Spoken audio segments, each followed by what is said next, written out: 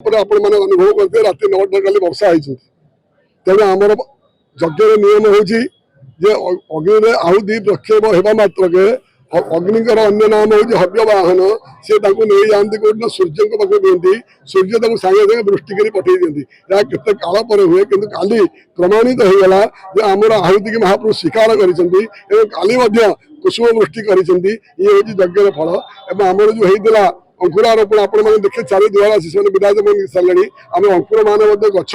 खाली गजा गछ तेणु जहाँ सब सर्वशुभ रही राजपुरोहित द्वारा जो मुहूर्त बाहर कराइला सब से मुहूर्त अनुसार चलती आज आमर सका सूर्य पूजा द्वारपाल पूजा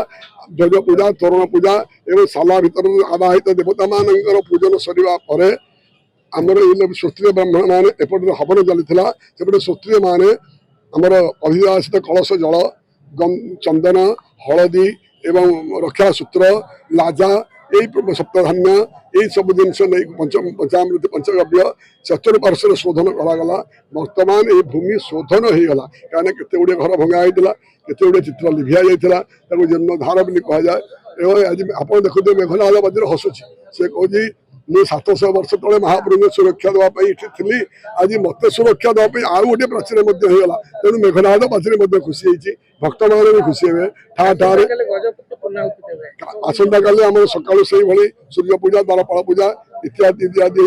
12:30 भितर हवन कार्य समाप्त हम ठीक 12:30 गजपति महाराज टी आसवे आम मुहूर्त बाहर रही ओडिशा महामान्य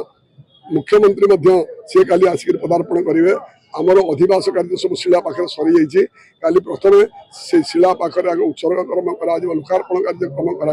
लोकार्पण कार्य सैले गजपति महाराज टी आसवे ये कहले आमर पूर्णाहुति कार्य करेंगे एवं आरती करेंगे पुष्पांजलि करेंगे कर सारापर आम यज्ञ मंडप में बसई सब ब्राह्मण मान अक्षत अभिमंत्रण कर गजपति राजगुरु को राजगुरु अक्षत पकड़े सेतक पड़ सारापर मुख्यमंत्री गजपति महाराज आमर जो अन्य राज्य मान अतिथि मान निमंत्रण कराई से अतिथि वृंद संकीर्तन वैष्णव ब्राह्मण भक्त साईर सब आमर जो शोभा यात्रा बाहर विभिन्न प्रकार मेढ़ नागा प्रभृति ये समस्त एक कालीन गोटे महाप्रदक्षिण हम महाप्रदक्षिण होगा समस्त भक्त मान मार्ग उन्मुक्त हो ही हूँ लोकार्पण उत्सव ये कार्यक्रम सब कर जहाँ हूँ भल हो जहाँ भल होता एणिकी जहाँ हम जगन्नाथ महाप्रभु भल करेंगे यही कथा आम आशा करी महाप्रभु चरणारविंद प्रार्थना करी वक्तव्य शेष कर जय जगन्नाथ जय जगन्नाथ जय जगन्नाथ।